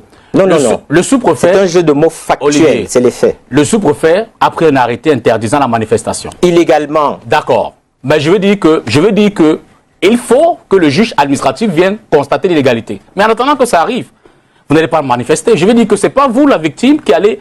vous ne vous faites pas justice. Le sous-préfet dit, n'y allez pas. Vous dites, ok, comme votre acte est illégal, moi j'y vais. Député. Oui. Là, nous sommes dans le cas typique d'un procès en sorcellerie. Non du tout. À Yaoundé, Oui. ce dont vous parlez n'a été présenté ni par le ministère public, tenez-vous bien, ni par qui que ce soit. C'est pour cela que je voulais bien faire ce débat tant que nous étions dans une hypothèse. Parce que c'est ce que j'avais l'impression que nous faisions. Alors, difficile de faire l'hypothèse quand les Mais faits sur sont le réels. plan des éléments présentés par le ministère public, chacun des procureurs qui a défilé pour, fort malencontreusement, essayer de trouver dans la loi ce qu'elle ne disait pas, et c'était bien douloureux de les voir se donner tant de peine, aucun n'a évoqué ce que vous dites, député. Aucun. Parce Donc que vous plaidez en fonction. c'est l'une des autres incongruités de ce qui se passe. Et il faut le dire aux Camerounais. Des personnes ont été arrêtées en violation des règles légales qui encadrent une arrestation. Des gens qui sont incapables de nous conduire au développement, incapables de nous garantir une cohésion nationale dans notre vivre ensemble, ne savent même pas procéder à de simples interpellations. Vous vous rendez compte? On en est réduit à ça. Et de sorte qu'à la fin, on a, y compris d'éminents journalistes qui se disent « Mais non, ces gens-là ne peuvent pas se tromper. Ils savent ce qu'ils font. » C'est les personnes qu'on a arrêtées qui sont forcément dans l'infraction. Accordons-leur le bénéfice du doute. La République et l'État, c'est un blanc-seing qu'on leur accorde. Elle ne se trompe jamais et il ne peut jamais arriver qu'y compris la loi permette qu'on fasse des recours contre les décisions arbitraires. Je l'ai dit sous fond de compliment. Vous faites un très beau jeu de mots tout le temps. Je vous le reconnais. Jusqu'à quand le MRC compte-t-il contester les résultats de l'élection présidentielle maintenant qu'a priori, tout au moins en interne, tous les recours sont épuisés? Ah bon? Vous avez l'impression que tous les recours sont épuisés? En interne. La question que vous posez renvoie au fameux paradigme entre la légalité et la légitimité. Le président élu a été clair en ce qui le concerne. Il revendique l'appellation de président élu. Et il y a un président qui a été désigné sur la base de proclamations truquées, fondées sur des PV frauduleux. Et certains sont très à l'aise avec. C'est un discours connu. Le discours est peut-être connu, mais les faits, eux aussi, tendent à s'inscrire dans le temps au niveau de leurs conséquences désastreuses. Est-ce que nous avons la CAN 2019? Est-ce que nous avons... Ah non, parce que c'est les motivations... Pour la CAN 2019, on peut justifier les problèmes de gouvernance, de détournement, je ne sais pas trop. Il y a 15 millions qui n'ont rien à voir avec les résultats de l'élection présidentielle. Vous trouvez que dans un pays comme le nôtre, c'est normal que sur environ un peu plus d'une cinquantaine de PV faisant la synthèse de l'élection présidentielle, qu'il y en ait 32 sur lesquels le flou demeure? Vous avez les 32 sur lesquels le flou demeure? Là, vous me coupez le souffle. Bah, si je peux vous le redonner avec ma question, vous avez les 32 PV sur lesquels le flou demeure? Vous n'avez pas entendu demander au Conseil constitutionnel que ces 32, par le MRC et ses avocats, y compris par la voix du professeur... Le MRC les a, parce que moi je ne les ai pas vus. Je n'ai pas vu le MRC brandir ces 32. Y compris par la voix du professeur Alain Foguet, qui a demandé au Conseil constitutionnel de sortir les 32 PV sur environ 50 000. Le MRC n'a pas les 32 000 PV. Vous avez combien de PV, vous, au MRC? Ce que Alors, vous déteniez. J'ai entendu une belle polémique qui a été inventée ces derniers temps, où on dit qu'on n'avait que 5 000 PV. Vous en aviez combien? combien? Base-là que, je vais vous faire une petite projection chiffrée. Mais après, je reviendrai sur le cœur du problème. Parce que ça, c'est un épiphénomène. À Yaoundé, vous avez 1400 bureaux de vote. Dans l'extrême nord, vous en avez environ 4000. Je vais être modeste. Je vais dire que nous y étions très solidement représentés. Ça fait 5400 potentiels PV. Je fais exprès de faire l'économie du littoral. Vous savez, le littoral, le Mongo, etc. et tout. Je fais l'économie de l'Ouest. Et à ce moment-là, vous pouvez faire vous-même le reste. Je reviens sur ce qui est essentiel, à mon avis. Lorsqu'on demande sur la base de 5000 soi-disant PV, lorsqu'on focalise le débat là-dessus, il faut revenir à 2013. En octobre, il me semble, 2013, il y a un contentieux post-électoral. Nous sommes au lendemain du scrutin couplé, me semble-t-il. Et vous savez ce qui se passe, Dipita? Le MRC arrive avec des cantines de PV. Et M. Clément Tangana, le même, dit au MRC, je suis navré, messieurs, les PV faisant foi en cas de litige sont ceux de l'ECAM. Et le MRC dit très bien, produisez les PV de l'ECAM. Parce que certains ne peuvent pas comprendre ce qui s'est passé devant le Conseil constitutionnel s'ils ne savent pas ce qui s'est passé en 2013. Et M. Clément Tangana suspend la séance et donne l'opportunité à l'ECAM de ramener les PV. Vous savez ce qui s'est passé au Conseil constitutionnel? Non, du tout. Pour Yaoundé deuxième, on a ramené des PV dont le correcteur est encore tout frais. Et qui jurait avec les PV du MRC. D'accord. Parce que les chiffres étaient manifestement tronqués. Olivier? Mais vous savez ce que Clément Tangana a répondu? C'est pour l'histoire. Et c'est très important pour la culture des Camerounais. Monsieur Clément Tangana a répondu ceci. Nous sommes désolés. Mais le code électoral est clair à cet égard. C'est le PV de l'ECAM qui fait foi, y compris s'il est entaché par du correcteur. Voilà la jurisprudence qui a été faite. Il se trouve donc que dans la préparation du contentieux post-électoral, ayant intégré ces éléments-là, nous avons préparé une stratégie qui a été fort brillamment mise en œuvre par le professeur Alain Foguet. Souvenez-vous de la question qui lui est posée devant le Conseil constitutionnel.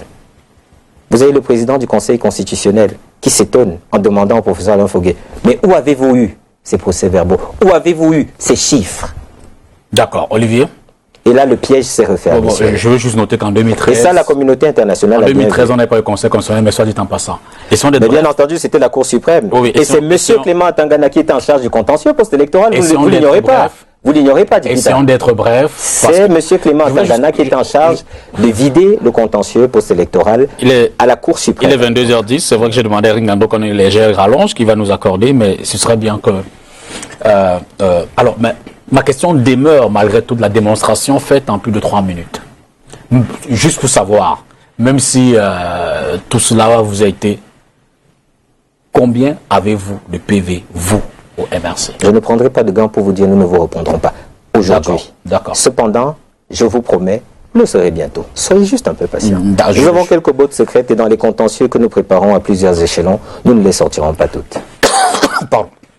L'autre débat qui vous a violemment opposé, ou alors vos avocats à la Cour, c'est cette procédure d'habeas corpus. Vous dites qu'elle n'est pas face au juge, vous dites qu'elle n'est pas à huis clos, vous dites que ce n'est pas la magie, ça ne se fait pas derrière les 4 murs et les publics. Vous dites encore une chose, c'est la loi qui dit. Alors, je ne vais pas faire un débat trop technique, mais disons simplement que, conformément aux dispositions légales en vigueur au Cameroun, les procès sont publics. C'est le principe. Et vous savez, nous reconnaissons même la possibilité, y compris en l'occurrence, et les prévenus, tous les prisonniers politiques l'ont dit au juge, parce que là vous parlez en fait de l'appel. Nous ne sommes pas en instance, parce qu'il y a 2 niveaux de juridiction qui interviennent déjà. Appel à la Cour. Il y a les requêtes qui sont en train d'être examinées par le tribunal de grande instance, qui est compétent pour statuer en matière d'habeas corpus. Et il y a eu des recours introduits auprès de... On a pourvu des recours auprès de la Cour d'appel, et c'est de ces recours-là en particulier dont vous parlez. En gros, les prévenus, les prisonniers politiques ont demandé que leur procès, ou plutôt, il faut dire que les audiences se déroulent publiquement, et de préférence dans une salle de la cour d'appel. Que c'était dans la possibilité du juge de décider ainsi. Surtout qu'il faut rappeler que aujourd'hui, par exemple, dans le cadre des comparutions en habeas corpus devant le tribunal de grande instance, c'était en salle. Toutes les autres, c'est en salle. Vous dites c'est en instance. Voilà, il y a un principe juridique, là encore je n'invente rien, qui veut que la loi soit appliquée à tout le monde d'égale façon.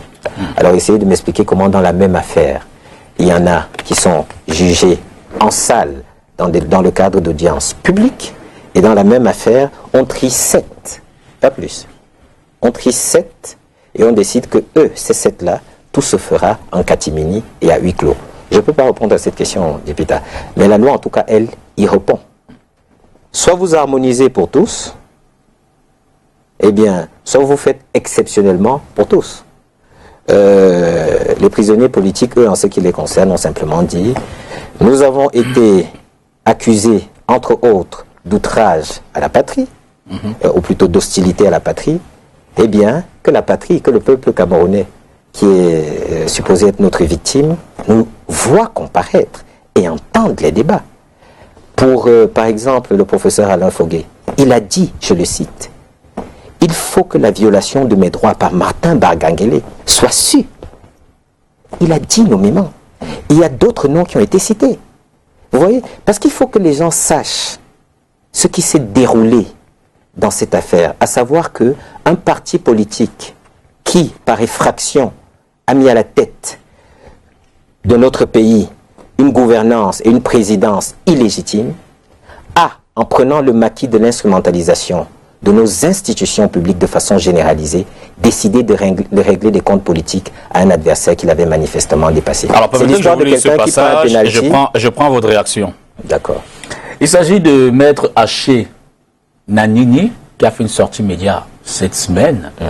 Chez nos confrères, je crois d'informaton l'anecdote, si ma mémoire elle est bonne. Il parle effectivement de la procédure dite d'habeas corpus, qui est réglementée par l'article pardon, qui est régi par la loi numéro 2006. Bon, je vais rapidement lire. S'agissant précisément de la procédure d'habeas corpus, la juridiction compétente est le tribunal, est le président, il dit la juridiction compétente est le président du tribunal de grande instance qui statue dans son cabinet en chambre de conseil. Ce qui veut dire dans la pratique que chaque requérant entre à son tour chez le juge et ne participe à cette audience que le requérant lui-même, son conseil ou ses conseillers, le procureur, la greffière et le juge. Ça, c'est une vraie blague. Bon, d'accord. Vous savez pourquoi? Vous savez pourquoi? Non, attendez. Oui, il ne faut pas qu'il y ait de malentendu. Maître Haché, que j'ai vu plaider avec souvent délectation, notamment devant le tribunal militaire, dans l'affaire Akbar Bala, entre autres, et qui, je crois, est un excellent avocat, je l'invite à réitérer sa position au juge du tribunal de grande instance. Vous savez pourquoi, député? Non, du tout, dites-moi. Parce que c'est ce que je vous ai dit tout à l'heure. Les audiences au tribunal de grande instance en habeas corpus pour l'ensemble des autres détenus prisonniers politiques se font en salle, publiquement, en présence d'une foule de personnes venues assister aux audiences. Alors, voici ce que ça veut dire. Là, nous sommes au niveau de la cour d'appel. Non, je vous en prie. Là, nous sommes en appel. Relisez, je vous en prie. S'agissant de l'habeas corpus, la juridiction compétente est le président du tribunal de grande instance. Merci, député. Merci. Ouais. Alors, ce que je lui suggère de faire, c'est simplement de le conseiller au président. Parce qu'en l'occurrence, il y a l'un des deux qui se trompe. Mais là, c'est la loi. Hein. Bon, c'est vous qui me dites ça maintenant. Non, alors que tout à l'heure, quand je vous parlais de la loi, vous trouviez des accommodements. Non, je veux dire que j'ai pas voulu... Non, okay. Je veux dire que Maître Haché a repris la loi. Et j'ai peut-être pas voulu la citer parce que j'ai l'impression qu'il s'agit de la loi numéro 2006/015 du 29 décembre 2006, modifiée par celle du numéro 2000... c'est la loi portant organisation judiciaire. Exactement, et du code de procédure pénale. Écoutez, je répète ce que je vous ai dit, député. Il faut, parce que, vous voyez, dans notre sublime pays, nous avons été pris en otage depuis longtemps par l'empire du fake, vous voyez, et l'empire du virtuel. Il y a beaucoup de choses qu'on dit avec des mots, il y a beaucoup de discours convenus, il y a beaucoup d'attitudes savantes et doctes, mais quand vous regardez la réalité, vous savez, par exemple, on donne des leçons à tout le monde. Quand vous nous entendez, nous, Camerounais, dire aux Ivoiriens comment leur pays, au plan politique, devrait être dirigé, on est les meilleurs. Quand vous nous entendez faire les mêmes critiques à nos collègues ou à nos voisins de la sous-région, c'est pareil. Mais une fois qu'on applique ces principes à notre pays, on perd tout notre brio et tout notre talent. C'est pour cela que, humblement, parce que je ne veux pas rentrer dans un ping-pong avec Maître Haché, Je vous dis, je crois que c'est une conversation qui devrait avoir avec les juges du tribunal de grande instance, puisque manifestement, ils font ce qu'ils prétendent que la loi présente comme étant le contraire. C'est-à-dire, au lieu que ce soit en cabinet et comparution l'un après l'autre, c'est public, c'est en salle, et tous sont là. Moi, c'est ce que j'ai vu il y a encore quelques heures, notamment avant-hier, quand j'étais à Yaoundé. C'est encore ce que j'ai vu, me semble-t-il, hier, parce que hier, il y avait des affaires qui étaient envoyées, qui défilaient hier. Et pour vous dire, il y avait parmi nos héroïnes un lot de 8 ou 9 d'entre elles qui comparaissaient au tribunal de grande instance. On voit bien que le MRC a adopté, je veux dire, un vocabulaire assez atypique. Je veux dire, l'enfer, c'est les autres. Président élu, héroïne, mythique, ingénieux, ça c'est le MRC. Dictateur, violation de la loi, je veux dire, ça c'est les autres. C'est un descriptif du réel et on ne va pas s'excuser de décrire la réalité telle qu'elle est. Vous m'arrachez un. Alors, Olivier, quand vous faites le bilan de ces appels à la mobilisation, vous dites que le peuple suit le MRC, je veux dire, comparaison n'est pas raison, mais pas plus tard qu'aujourd'hui, Omar El-Béchir est parti. Avant lui, on a Bouteflika qui est parti. Si on remonte le temps, on a Ben Ali, on a, comment j'oublie en Égypte, ça va me revenir. Pour revenir au Burkina Faso, je veux dire que les mobilisations populaires jusqu'ici ont quand même montré que le système, s'il n'est pas, je veux dire, s'il est contesté par la masse, ne tient pas le coup. Le MRC a appelé à la mobilisation populaire. On n'a pas le sentiment que le mouvement suit. Alors ça, c'est un procès que vous faites au peuple camerounais. Je vous laisse, observation. On est dans le jeu des observations. Je vous laisse faire ce procès. J'observe effectivement que le peuple camerounais ne se mobilise pas à l'appel du MRC. Alors, il faut peut-être qu'on vous fasse voir les images de ce qui s'est produit avant-hier à la cour d'appel. Il faut peut-être que vous voyiez aussi les images du 26. Et c'était plus rude que les éléments du général Diendéré, par exemple, au Burkina Faso, ou alors les forces milices de Ben Ali en Tunisie. Rude sur quel plan? Vous parliez de quoi? Préciser, parce qu'il y a plusieurs champs. Quand vous dites les images qui circulent. Oui. Lorsque vous dites que c'est plus rude, ce que j'essaie de vous faire comprendre, Dipita, c'est que l'impression qu'on veut donner aux Camerounais, c'est que une mobilisation populaire se traduit dans la rue par des flots infinis de personnes qui manifestent. Ok? Mais nous sommes au Cameroun.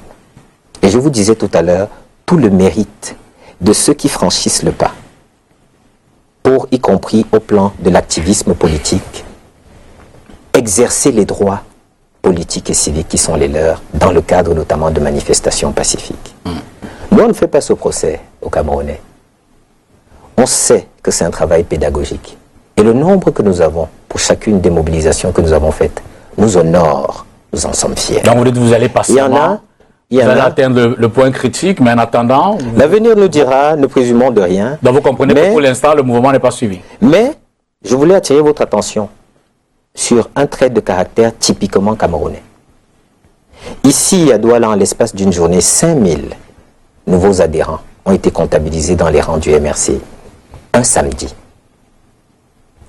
Mon quotidien, lorsque je traite, pour autant que je peux, les messages qui affluent, et du Cameroun entier, et du monde entier, de personnes désireuses qui ont des préoccupations et qui souhaitent me les soumettre, une fois que je m'assieds devant mon laptop ou ma tablette, ou même mon smartphone, des fois, lorsque je n'y prends garde, je me redresse 3 heures de temps plus tard. Et pendant 3 heures de temps, Dipita Tongo, tout ce que j'ai fait, c'est d'orienter les nouveaux adhérents désireux d'acquérir leur carte au MRC. Ça, c'est un trait typique camerounais. Les Camerounais sont toujours plus matures et en avance que certains ne le pensent. On n'en doute pas. Et ça se traduit dans le grossissement de nos rangs militants.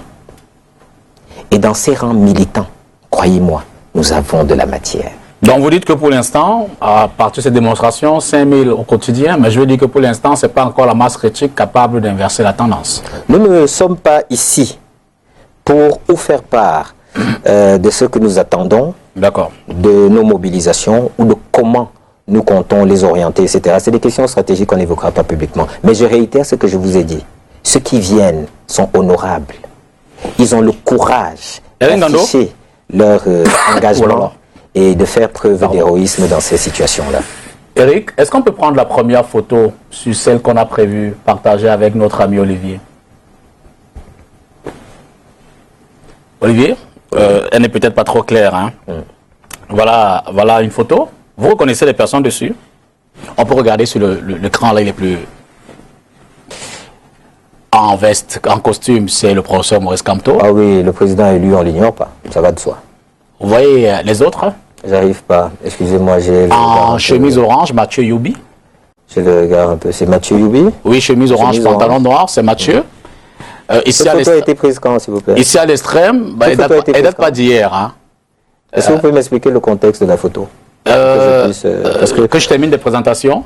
Si. Là, il s'agit de... Vous reconnaissez au moins? Là, il s'agit... Continuez les présentations, s'il vous plaît. Datua, vous connaissez? Bien sûr que je connais le bon Datua. Et de l'autre côté, à l'extrême gauche, en survêt blanc, vous voyez? Boris Berthold. C'est Boris Berthold? Oui, en survêt blanc et pantalon jean. Si vous le dites. Non, non, c'est lui, je le dis. D'accord, cette photo date de quand et on est dans quel contexte? Bon, disons que c'est une photo qui date de, nous sommes, je crois, 2013. Hein. 2013. 2013 ou un peu plus. 2013, le MRC est né quelques mois avant alors. Nous sommes en 2000, oui, autour de, après 2010 dans tous les cas. J'ai pas la bonne référence, mais je suis tombé là-dessus. J'aurais préféré, honnêtement, Dipita, j'aurais préféré que vous ayez toutes les références pour que je puisse répondre à cette question. Bon, mais je veux dire, les personnes sont identifiées. J'en ai identifié selon ce que vous m'avez dit. En tout cas, le bon, oui. Parce qu'au premier plan, il est très clair, on le voit très clairement. D'accord. J'ai l'impression de voir Denis Albert Ngakam. Oui, c'est Denis. Ok, super. Denis est sa petite taille que j'aime bien d'ailleurs. Ouais, je le dis en toute amitié. Exceptionnel, Denis. Je salue Denis. Denis, le bon... alors, il faut que je précise. Boris Berthold, bien avant que je sois désigné comme porte-parole, c'est un ami. C'est quelqu'un dont j'ai toujours apprécié la gouaille. Je ne suis pas toujours d'accord avec tout ce qu'il dit, parce qu'on n'a pas forcément, sur tous les points de vue, enfin sur toutes les questions, les mêmes opinions, mais c'est un ami dont j'apprécie profondément l'amitié, et des fois en privé, je l'appelle un frère. Maintenant, j'essaye parfois aussi de ne pas tout mélanger, y compris avec les responsabilités qui sont les miennes, pour ne pas, selon les cas, ou que mes actions rejaillissent sur lui, ou vice-versa. Donc il y a des cloisons étanches qu'il vaut mieux maintenir selon les cas. Mais c'est mon frère, c'est un ami, et durant tout son séjour au pays, les aïeux savent qu'on a castagné souvent médiatiquement dans le cadre de mon travail de consultant média. Denis Albert Ngakam, c'est quelqu'un avec qui j'ai travaillé très étroitement quand j'ai déployé les prémices de ma stratégie de communication. J'ai voulu que Denis soit là, j'ai voulu que Le Bon soit là, j'ai voulu que Mitterrand soit là. Bon, je ne veux pas citer tout le monde, j'en oublie peut-être quelques-uns. J'ai voulu notamment que ceux-là soient là, parce que s'agissant par exemple de Denis Albert et Mitterrand, c'est des gens qui avaient fait un travail dans l'ombre, c'est des gens très discrets, mais qui ont fait un sacré travail de communication à l'époque où le MRC a été créé. Boris Berthold, je crois, s'il était là, je l'y aurais associé, probablement. Nous aurions eu probablement une discussion sur certaines approches dans la manière de manager l'information ou la communication. Peut-être on se serait même crêpé le chignon, mais je crois qu'on aurait mis un peu, on aurait trouvé un cadre d'expression entre nous. Ça, c'est ce que je peux dire de la photo que je vois. D'accord. Le MRC cautionne-t-il les écrits de Boris Berthold, de Patrice Nganan, et bien d'autres qui souvent quand même n'ont pas la plume légère? Le MRC, en ce qui me concerne, et du peu que j'en sais, ne cautionne les écrits de personne, et je le dis sans esprit polémique, en dehors de ceux qui qui engagent le MRC par leurs paroles. Figurez-vous que les sympathisants et les militants du MRC ne sont pas dans une camisole de force, y compris lorsque le président élu a procédé à des recadrages. Leurs opinions. Vous remarquerez d'ailleurs que les recadrages du président élu qui portent en général sur les militants précisent aussi souvent les sympathisants, etc. Et que ces recadrages en général sont sur la forme. Vous ne cautionnez pas, vous recadrez, mais est-ce qu'il vous arrive souvent de condamner au regard de la violence, de ce qui se fait aussi? Et je vous ai rappelé tout à l'heure les 5 règles d'or, je vous ai rappelé le communiqué qui a été pris à l'époque où il y avait ce ping-pong assez dangereux entre Mathias Eriko Onangeni et des personnes qui étaient des sympathisantes du MRC ou des personnes militantes du MRC. Le président, à l'époque candidat, a eu, et c'est ça tout son mérite, je vous le disais un peu plus haut, il a eu le mérite de procéder. Eric Ngando, la prochaine photo. Et je crois aussi, s'agissant d'autres personnes, il a clairement donné son opinion là-dessus, dans le cadre y compris de ses interventions médiatiques. Eric Ngando, c'est le réalisateur. Hein, d'accord. Alors, vous avez vu cette image-là? Oui. Vous en faites un commentaire. Elle a circulé sur les réseaux sociaux. Bon, j'avoue que c'est pas systématiquement les personnes qui sont sur la photo qui nous intéressent. C'est davantage le graphisme, les couleurs, le drapeau, les drapeaux. Et puis en arrière-plan, on a quand même l'image du professeur Maurice Kamto. Vous avez remarqué ça? D'accord. Oui, j'ai remarqué. Ça vous inspire quelque chose?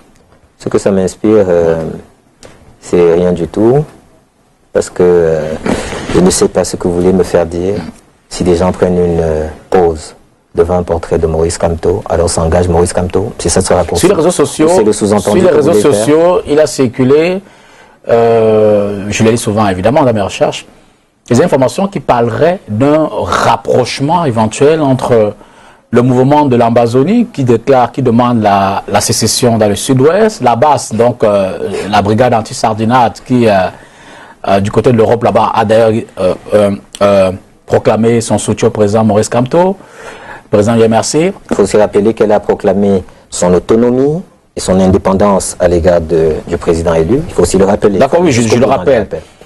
Donc, cette image, ce symbole, vous dites que c'est la matérialisation de cette déclaration-là. Vous prenez des distances vis-à-vis de ça aussi. Vous dites que vous ne vous reconnaissez pas dans ce qui... C'est incroyable. Celui dont on parle ici, le président élu Maurice Kamto, c'est quelqu'un dont le travail a permis de sauvegarder l'intégrité de notre territoire. Lorsqu'il y avait péril en la demeure et menace de dépaissement d'une partie de ce pays. Cet homme a été ici, dans ce pays, ministre délégué.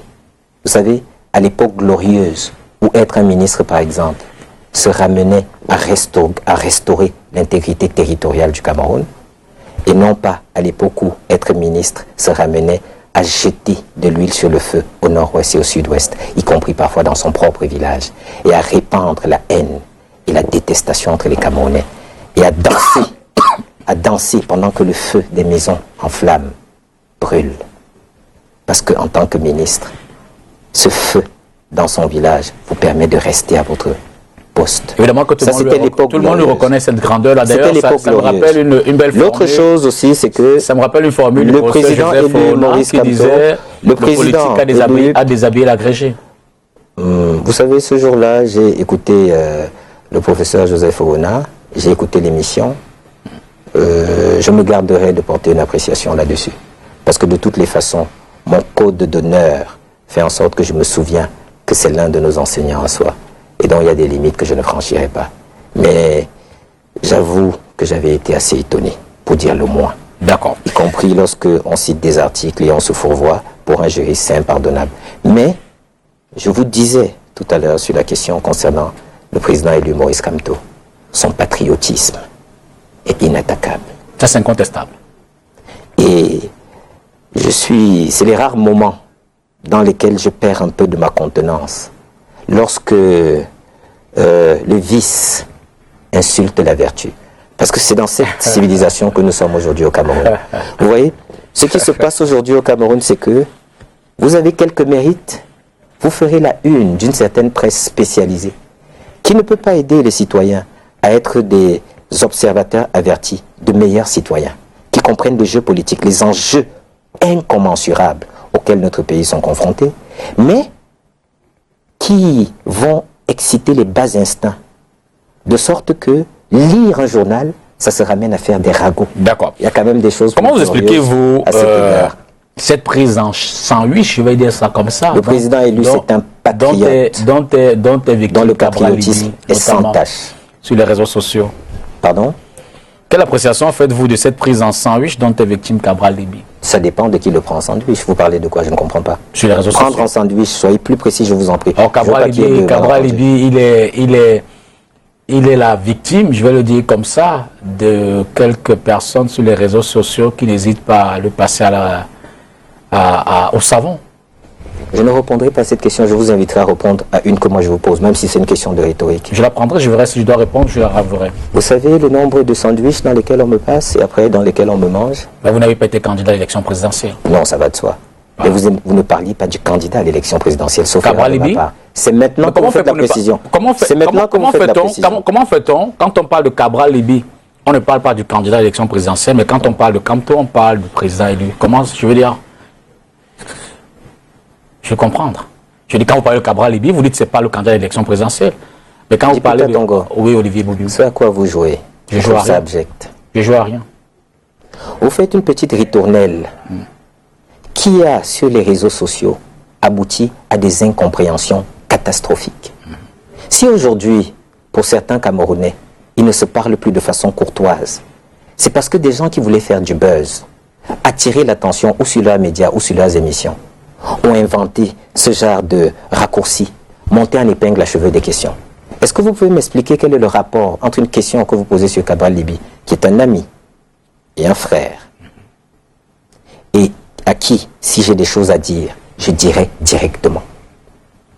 Essayez de me faire comprendre comment vous arrivez à faire ce grand écart extraordinaire pour arriver à mettre le nom du président élu dans la question que vous me posez. Non. C'est malsain. Quand j'ai dit Cabral Libby, vous avez dit vous ne parlez pas du candidat à l'élection présidentielle. Et j'ai été pris de surprise. Vous avez dit ceci, parce qu'à chaque fois, vous vous amusez à mettre à rude épreuve mon attention. Vous avez dit ceci. Vous avez dit, qu'est-ce que vous pensez du fait que Cabral Libby soit pris en sandwich sur les réseaux sociaux? Voilà. Je vous ai demandé de préciser votre question, parce qu'elle pouvait prêter à conjecture. Et là, vous avez soudain fait une allusion. Non du tout. Vous avez dit pas le candidat à l'élection présidentielle. C'est ça qui m'a fait rebondir. C'est en vous répondant. Parce que vous avez dit à un moment, mais moi je vous ai dit, en ce qui me concerne, si vous voulez que je vous parle du nombre de fois où je suis pris en sandwich, on va passer des heures, vous avez dit, mais vous n'avez pas été candidat c'est bon, à la présidentielle. Bon, d'accord, dans tous les cas. Et je vous ai dit que c'était un petit... Je voudrais revenir sur une autre séquence. Avec Paul-Éric Kingessi, je crois que c'était en janvier, d'ailleurs. Ça devait être en janvier. Il était assis, oui, c'était 48 heures avant l'annonce des manifestations. Il était assis d'ailleurs à cette place-là. Et Paul-Éric Kingessi avait relaté une discussion au sein du directoire relativement à la prise des ambassades du Cameroun à l'étranger. Il disait qu'il y avait 38 personnes qui étaient réunies, qui discutaient stratégie, et lui il avait proposé effectivement que dans cette ambiance-là, que les militants et les soutiens ou alors les sympathisants du MRC qui vont aller manifester le 26 janvier, les appellent que le MRC appelle vertement à prendre les ambassades. Il a dit néanmoins que le président Maurice Kamto n'était pas pour cette option, mais seulement 48 heures après, on a vu que les ambassades ont été prises, on a vu qu'il y a eu des dégâts. Je veux dire que vous avez une réaction par rapport à cette sortie et les événements qui s'en ont suivi. Vous avez posé la question et vous avez la réponse. Non du tout, je n'ai pas de réponse. Vous avez expliqué clairement qu'il y aurait eu une discussion selon les propos qui ont été tenus par Eric a été formé, il y a eu Paul-Éric Kingessi, qui a été durant la campagne directeur de campagne, un formidable directeur de campagne, et que durant cette décision, l'option a été envisagée, c'est ce que vous dites qu'il aurait dit, et que une fois que cette option aurait été présentée au président désormais président élu, il l'aurait rejeté. Vous voulez que je fasse quel genre de commentaire? Vous commentez? Mais ça se passe de tout commentaire. D'accord. Depuis le lendemain de l'élection présidentielle, on a très peu vu les candidats faire le bilan, tout au moins de ce qu'ils ont reçu. On sait que par ailleurs, vous avez, du moins le MRC avait lancé une forme de campagne de mobilisation de moyens. On peut en dire un mot. Vous en faites le bilan. Combien avez-vous reçu? Comment ça a été dépensé? Qu'est-ce qu'il en reste? Et je sais qu'il y a également les financements publics qui viennent au lendemain de tout le processus. Vous avez été deuxième selon les résultats proclamés par le Conseil constitutionnel et validés, oui, avec 14%. Que sont devenus les fonds? Les résultats truqués du Conseil constitutionnel, c'était une parenthèse. S'agissant des fonds, je suis la personne la moins bien placée pour en parler, parce que vous savez, nous avons notre trésorier national, celui qui a géré toute cette phase de l'élection, désormais arrêté dans le cadre de la procédure judiciaire politisée à laquelle nous faisons face, dont je ne suis pas la personne la mieux indiquée. Par contre, vous avez dit qu'il y aurait un reliquat. Non, je n'ai pas dit qu'il y a de reliquat. De l'aide... J'ai dit que normalement, après... Du financement de la campagne. Oui, les financements publics. Je ne sais pas s'il y a de reliquats, mais voilà, je veux dire qu'il y a des financements publics. Oui, vous avez évoqué ça. Il faut peut-être rappeler ça, peut-être vous avez juste oublié un peu que le MRC avait refusé, il a décliné cette... bon, c'est vrai que c'était le non-dit de la question. Voilà. Donc il faut rappeler que le MRC n'a pas pris les fonds publics pour la campagne, parce qu'il a estimé que pour une élection aussi sérieuse que celle présidentielle, dans un pays comme le nôtre, il fallait quand même... que la caution versée soit en comparaison de ce qu'on donnait finalement aux candidats. Il fallait que ce qui était la procédure soit plus consistant. Entamée au niveau de l'Union africaine. C'est une des conséquences directes aussi de l'arrestation du président élu. C'est que il y a un certain nombre d'étapes dans la suite de ce qui était amorcé, qui ont subi là aussi quelques contre-coups. Il y a des ajustements qui sont en train d'être faits et permettez quand même que nous gardions quelques effets d'annonce pour la longue bataille dans laquelle nous sommes engagés avec ce régime partisan de l'approche dictatoriale, dont laissez-nous vous réserver quelques effets d'annonce le moment venu. Alors le MRC a clairement dit que pour les prochaines échéances électorales, notamment les élections locales, il ne présentera pas de candidat. Faux. D'accord. Alors, je pose donc la question, allez-vous présenter des candidats pour les prochaines élections? Si ce que vous avez dit est faux, je ne peux par contre pas répondre à cette question parce que je n'engage pas le MRC sur cette question précise. Simplement. Simplement. D'accord. Cependant, pour le peu que j'en sais, et je crois bien savoir, à cet égard-là, il y a un certain nombre de déclarations qui interviendront pour clarifier toutes ces questions-là dans très peu de temps. Alors, même s'il y a des déclarations qui ont récemment fait l'objet de ces questions au sein du MRC. Vous pouvez illustrer? Je veux dire quand quelques faits. Il y a des démarches. Il y a des démarches de rapprochement avec les autres hommes politiques, leaders. Vous ne vous sentez pas seul dans le combat que vous menez en ce moment? Vous avez l'impression qu'on se sent seul? Lorsque vous avez... vous savez, le premier point du plan national de résistance, c'est le non au hold-up électoral. D'accord. Qu'est-ce qu'il faut entendre par non au hold-up électoral? Remarquez la subtilité de ce concept. Il n'est pas dit non au hold-up électoral de 2018. Parce que dans ce pays, il y a une tradition du hold-up électoral qui dure au moins de 37 ans. Des victimes de hold-up électoraux, ça se ramasse à l'appel. Et pas seulement avec le SDF, parfois même avant, à l'époque du parti unique. Il y en a beaucoup qui ont vu leur élection souvent volée. Vous avez bientôt justement des échéances dont vous parlez. Je vous promets, il y a des députés, des maires, que le peuple aura choisi, si nous n'y prenons garde, qui, in fine, ne seront pas les députés et les maires qu'on retrouve en train de siéger ou à la tête du conseil municipal ou sur un Marocain au Parlement. Ça, c'est ce qu'il faut entendre par hold-up électoral. C'est ce hold-up permanent en vertu duquel des personnes sans aucun sens de l'État, de la République et de l'intérêt public peuvent croire qu'on va caporaliser par le jeu des fraudes électorales les positions électives et s'y maintenir ad vitam. Y a-t-il des rapprochements entre le MRC et les autres formations politiques? Par exemple, le SIF, l'UDC, le mouvement 11 millions de citoyens, le Parti Univers, le PUR, le siège Espoir Matomba. Y a-t-il une volonté ou alors des initiatives en faveur des autres mouvements? Vous connaissez le MPCN? Oui, bien sûr. Vous en connaissez le président, j'imagine? Bien sûr. Paul Henri Kingé. Il est en prison. Vous connaissez, et son parti, il est avec lui? Non, non, je veux dire, ça date d'avant. Ça date d'avant la présidentielle. Ah, mais dans ce cas, précisez vos questions, Dipita. Parce que vous parlez de rapprochement. Sur les questions à poser, prenez-les comme je les prends. Prenez-les comme je les pose. Et essayez d'y répondre. Je demande si un rapprochement entre le MRC et j'ai cité les partis. J'ai cité les partis. J'ai cité les partis. Et ce sont des partis qui ne sont pas proches de vous. Le SIF, le PURS, 11 millions de citoyens qui va devenir parti politique d'ici peu, l'Univers, j'en oublie, l'UDC. Alors je vais vous dire, lorsque le secrétaire général du SDF rend un communiqué dans lequel, à certains égards, il s'offusque ou se solidarise du sort malheureux qui est fait au MRC et à ses alliés, je trouve que c'est un rapprochement, mais un rapprochement dans la compassion face à l'arbitraire subi par le MRC. Si vous parlez de rapprochement dans ce sens-là, c'est un rapprochement.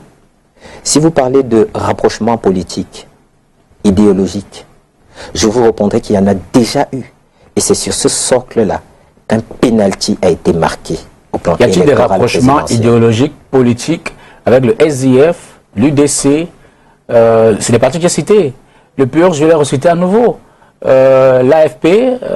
Vous êtes en train de dire que... c'est pour cela que je disais votre question, il faut vraiment la préciser, parce que je vous ai répondu dans mon entendement de ce que vous...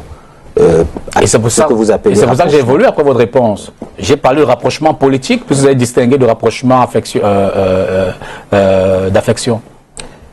Dipita, nous sommes dans l'arène politique. D'accord. Et je vous disais tout à l'heure, ça peut être dur, mais c'est ainsi que les choses sont. Pour ce qui concerne le MRC et la dynamique autour de lui, les faits sont là.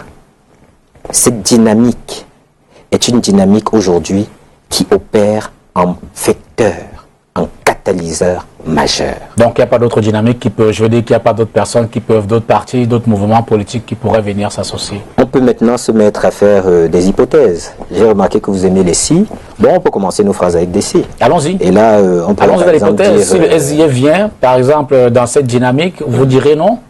Mais ça va de soi qu'on ne dira pas non. J'ai pu observer, observer que dans la même dynamique, Cabral Libye, dimanche dernier, chez nos amis de Canal 2 dans l'arène, a vertement dit qu'il rendrait, par exemple, visite à Célestin Diamène. Vous direz simplement une visite d'affection? C'est ce que je me dis. Et puis, j'ai écouté cette émission dont vous parlez, je l'ai même regardée. J'ai bien eu l'impression qu'il mettait en exergue une sorte de relation personnelle avec Célestin Diamène. Et je me dis que, connaissant Cabral tel qu'il est, il n'ira pas à la prison principale juste pour rendre visite à Célestin Diamène. C'est ce que je me dis. D'accord. Voilà. Olivier Bibounissak, ben vraiment merci. Je vous en prie. Merci de cet échange, de ce sacrifice. Vous êtes parti de Yaoundé exceptionnellement pour cette émission. Oui, c'est vrai. J'espère qu'on aura donné le meilleur pour la clairvoyance de nos téléspectateurs. En effet, j'espère en effet que la clairvoyance aura été ce qui aura primé à la fin de cette émission. Dites toute notre amitié au président Maurice Kamto et à tous ses alliés, tous ses partisans. Oui. Et dites-leur que nous sommes de tout cœur avec eux. Je leur dirai, tout comme je vous permets je vous demande, s'il vous plaît, de me permettre de saluer quelques personnes. Allez-y. Je salue ma famille en Dokbasaben, c'est dans le Mbamé-Inoubou, en pays Fambo. Je salue tous ceux de Tundu, je salue ceux de Ndjiki, je salue à Kometa, dans l'Union Esso, et puis je salue tous ceux qui sont des résistants et qui croient que ce pays a besoin qu'un souffle nouveau, celui de la Renaissance, insuffle le salut qui sera nécessaire à ceux qui se relèvent. Merci Olivier et bon retour sur Yaoundé. Merci. Député. Beaucoup de courage dans votre dynamique. Je vous en prie, merci. Voilà monsieur, merci à vous également d'être resté hier. On a pris quelques minutes en plus. Je crois que c'était nécessaire. Nous excusons au niveau des programmes, c'est compréhensible. Jeudi prochain, évidemment, vous aurez droit à une autre édition de l'entretien avec. Bonsoir.